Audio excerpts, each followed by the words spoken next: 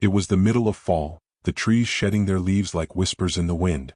The small town of West Hill was quiet, the kind of place where nothing exciting ever happened, until Zone 87's containment breach. The news spread like wildfire, but no one knew the full story. The military had closed off the area, declaring it highly classified. Something had escaped, but no one knew what. Officially, it was a failed experiment. Unofficially, rumors began to creep through the cracks, like the horror lurking just beyond the treeline. Something was out there, and whatever it wasn't human. Jason O'Malley wasn't the kind of kid who cared much about the news. A sixth grader with more attitude than sense, he was the school bully, always picking on the smaller, weaker kids. He'd crown himself king of the playground, but today he had no audience for his usual antics. Everyone was on edge. People said something strange was happening, and you could feel it in the air. The way the wind seemed to carry a cold breath, the way the clouds hung too low in the sky like a thick shroud. Jason walked through the park after school, bored and a little annoyed that his usual victims had avoided him all day. That was when he saw it. A thick trail of blood smeared along the path, droplets scattered like breadcrumbs leading into the woods. His heart leapt with excitement instead of fear. Jason was fascinated by anything morbid, always pretending he wasn't afraid of anything. This was just another mystery for him to unravel. Probably just a deer or something, he muttered, though his eyes betrayed his intrigue. He followed the blood. The trail twisted deeper into the forest, moving away from the park's beaten path. At first, the blood was just splatters. Maybe someone had fallen, scraped their knee. But soon it turned into something more sinister. Long streaks as if something, or someone, had been dragged. Darker now, thicker. Jason's breath quickened, his footsteps growing quieter as he tried to suppress the chill crawling up his spine. He could hear his pulse in his ears, but he pressed on. Deeper into the woods, the trees became denser, their branches gnarly and intertwined like skeletal fingers, reaching to pull him in. It was getting darker. Shadows moved in ways they shouldn't have. Jason paused and looked around, half expecting to see someone jump out at him. But there was no one. No sound at all except his own breathing. His shoes crunched on the dead leaves, the noise deafening in the unnatural silence. Then he saw it. A clearing just ahead. The blood trail disappeared into the thick undergrowth, but there was something else. Something massive. Jason's heart froze in his chest as his eyes adjusted to the gloom. The silhouette of something slouched against a fallen tree. The air around it was thick with the stench of copper and decay. At first, Jason thought it was an animal, a bear maybe? But bears didn't have arms like that. Its body was twisted, unnatural, with limbs too long and thin, pale and covered in what looked like skin stretched too tight over jagged bone. It wasn't breathing, but it didn't look dead. Not really. It was just still. Jason took a step closer, his curiosity pushing him past the rising bile in his throat. The closer he got, the more he noticed. The thing had a face, but it wasn't right. Where its eyes should have been, there were only hollow pits, oozing black liquid. Its mouth hung open, filled with rows of sharp, needle-like teeth. He stopped, trembling now. The blood, there was so much of it, wasn't animal blood. It was too dark, too thick. Something was wrong with the air, too. It felt heavy, pressing down on his lungs, making it harder to breathe. Then he saw it. Behind the creature. A hand. Small, pale, lifeless. Sticking out from underneath the thing's massive body. Jason froze in horror. His mind raced, trying to piece together the scene in front of him. This wasn't just a wild animal attack. This wasn't something he should have followed. Whatever had happened here was worse than anything he could imagine. His bravado crumbled in an instant. The blood, the trails, the body, the creature, everything was wrong. Before Jason could make the decision to run, the air shifted. The creature, still slumped and motionless, twitched.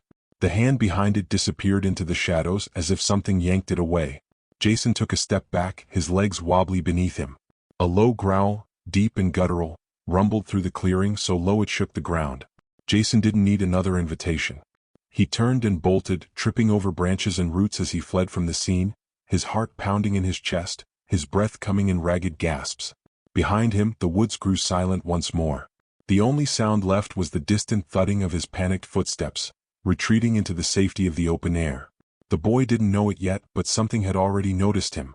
And now it was following. Jason's lungs were burning. His legs screamed in protest, but he didn't stop running. Branches whipped across his face, stinging his skin, but the pain barely registered. All he could think about was that thing he had seen. The memory of its hollow eyes and grotesque, twisted form was seared into his mind, replaying over and over like a nightmare on a loop. As he tore through the woods, the park was nowhere in sight. He had taken a wrong turn somewhere, he must have. But he didn't dare stop to figure it out. The growl he'd heard earlier echoed in his head, vibrating through his bones, and he had the awful feeling that it was closer than he wanted to believe. It's just your imagination, he told himself. Nothing's following you. A twig snapped behind him. Jason's heart skipped a beat. He whipped his head around, breath coming in shallow, ragged gasps. The forest loomed dark and thick behind him, shrouded in shadows. He couldn't see anything, but he could feel it. The air was heavy, oppressive, and it hummed with a presence. Something unnatural. Something wrong. A low, throaty chuckle floated through the trees. Jason froze. It was a horrible sound, deep and wet like someone gargling blood. It didn't sound human. Running already? A voice rasped, more of a growl than words. I thought you liked to play tough. Jason's blood ran cold. The voice came from everywhere and nowhere at once, bouncing between the trees, twisting and warping with each echo. He couldn't tell how close it was, but it felt as if it were right behind him, whispering in his ear. He bolted again, tearing through the underbrush, his shoes slipping on the damp leaves as he desperately tried to find his way out. The trees around him seemed to close in, growing denser, darker. The sky above, once visible through the thinning canopy, was now a suffocating black void. He could still hear the voice, mocking, laughing, following. I know you're scared, it hissed, dripping with malice. I can smell it. Jason stumbled, almost falling, and in that moment of weakness he felt it, the sharp sting of claws grazing the back of his neck. He let out a strangled yelp and pushed harder, adrenaline surging through him, but the forest itself seemed to conspire against him. Roots reached up from the ground, twisting around his ankles, slowing his every step. He didn't dare look back. He knew, it was gaining on him. Another slash, this time across his shoulder.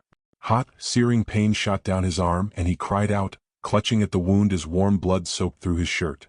He could feel the skin torn open, raw and exposed. But the pain was nothing compared to the icy dread wrapping around his heart. The voice was closer now, right at the back of his neck. Is that all? It growled, thick with amusement. I thought you were stronger than this. Jason's legs gave out, his body crashing to the ground. His breath came in ragged sobs as he frantically crawled forward, clawing at the dirt. The forest floor was damp and cold, the dead leaves sticking to his bloodied hands. He couldn't see where he was going anymore. There was only the oppressive blackness pressing in from all sides. A heavy thud shook the ground behind him, followed by the sound of something large shifting through the trees. Jason turned, his chest heaving, and for the first time he got a good look at it. The creature stood taller than any man, hunched over with long sinewy arms that dragged across the ground. Its skin was pale and slick like something pulled fresh from a grave, and its face, that face, it was twisted into a horrific grin. Hollow pits where eyes should have been stared down at him, but Jason could feel its gaze piercing through him.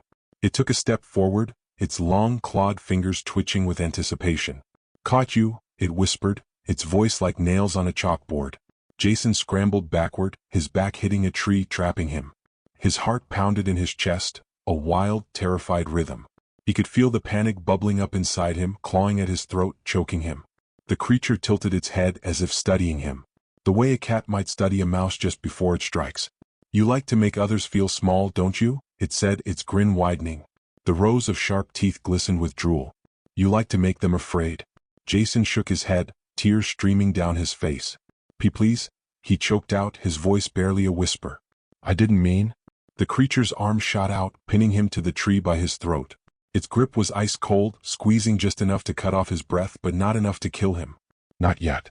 It leaned in close, its foul breath washing over Jason's face. He gagged, the stench of rot and decay filling his nose. I've been watching you, it hissed, its voice low and venomous. You think you're strong, don't you? But you're nothing. Jason clawed at the creature's hand, trying to free himself, but its grip only tightened. His vision started to blur, the edges darkening as his air supply dwindled. Don't worry, the creature said, its voice dripping with cruel delight. I'm not going to kill you. Not yet. We're going to have a little fun first. It released him suddenly, letting him drop to the ground in a heap. Jason gasped, sucking in lungfuls of air, coughing and sputtering. His throat burned and his body shook with terror. The creature stood over him, its head cocked to the side, grinning that terrible grin. Run, it said softly. Jason didn't need to be told twice. He staggered to his feet, his body trembling, and took off through the woods once again, his legs barely able to carry him. Behind him, the creature's laughter echoed, cold and empty. You can't run forever, Jason, it called out, its voice slithering through the trees like poison. "I'll always find you."